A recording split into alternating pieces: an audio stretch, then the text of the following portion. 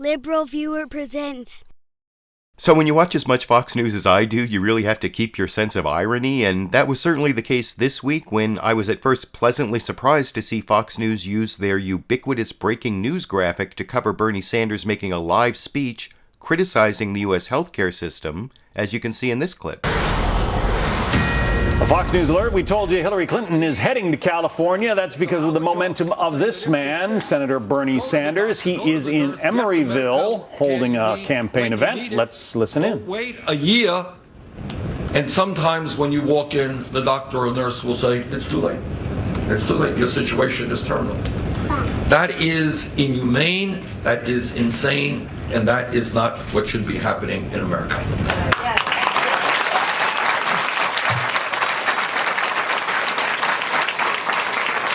And by the way, the result of that is that some 40,000 people a year die unnecessarily because they're getting the medical care too late, because they're underinsured or they have no health insurance.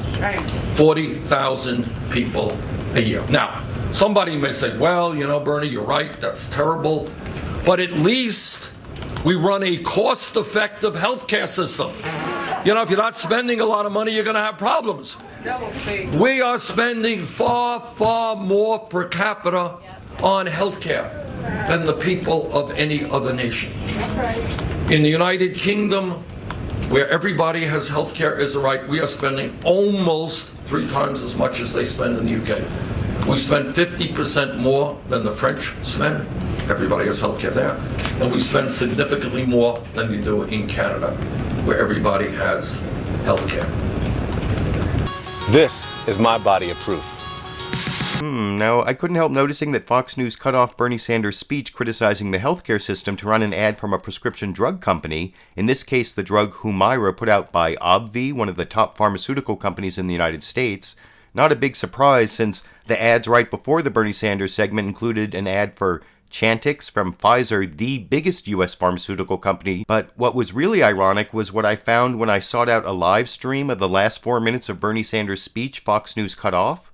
Here's what Bernie Sanders said right when Fox News cut to that ad from the big drug company. Now, on top of the healthcare crisis, but part of it is the crisis in the cost of prescription drugs. Okay? Now, you want to talk about crazy. And we can go on in talking about crazy and dysfunctionality in the American healthcare system. Think about this one. 1 out of 5 people who walks into a doctor's office and gets a prescription cannot afford to fill that prescription. Now, how insane is that? You get a diagnosis and you can't take the medicine that you need in order to treat your illness. All over this country, and I've talked to these seniors in Vermont, elderly people are cutting their prescription drugs in half because they cannot afford the medicine they need. Meanwhile, if we talk about crazy, last year the top 5 drug companies who charge us the highest prices in the world, millions of people in one way or another get their medicine from Canada because the cost of medicine in Canada is substantially lower. That's crazy. But what is equally crazy is last year the top 5 drug companies made $50 billion in profits. You want to hear crazy? This is just a partial list. I don't want to go on forever. Between Hank McKinnell Jr. was Pfizer's CEO from 2001 to 2006. Pfizer, one of the large drug companies in this country. He received a golden parachute when he left Pfizer, worth an estimated $188 million. Okay? People cannot afford the medicine they need. 5 major drug companies make $50 billion in profits last year. And 10 years ago, a guy who works for Pfizer receives a $188 million golden parachute. Frank Hassan, the CEO of Merck, from 2003 to 2009, received a golden parachute worth an estimated $189 million. So it is criminal. It really is criminal, because what do we say if somebody dies or gets much sicker than he or she should be because they cannot afford the medicine they need. What do you say about that? It is punishing somebody. It is hurting somebody. I think it is criminal. I think it is criminal. And that's why all of us and all of you are fighting to make sure that every American gets the health care, comprehensive health care that he or she needs.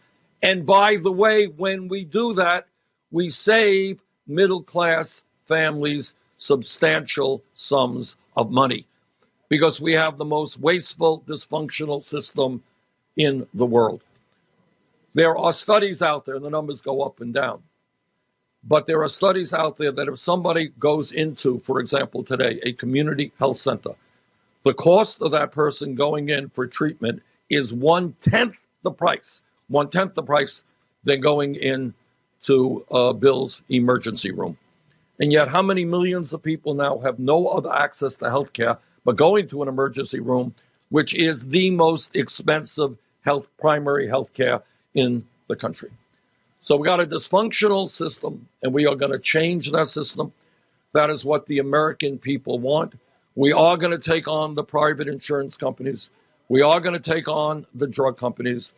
The function of healthcare in a democratic, civilized society is to provide quality care to all of our people in a cost-effective way, not to make billions of dollars in profits for the drug companies or the insurance companies or golden parachutes of $180 million for some CEO of a drug company. Thank you all very much.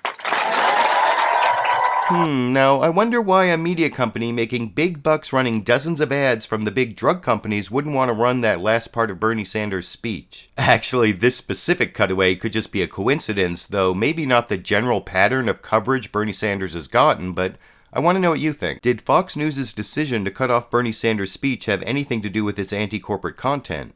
And given that all the corporate news media run lots of similar drug and other ads, does the generally lower level of coverage Bernie Sanders has gotten from the corporate news media have anything to do with his anti-corporate message? YouTube, you decide.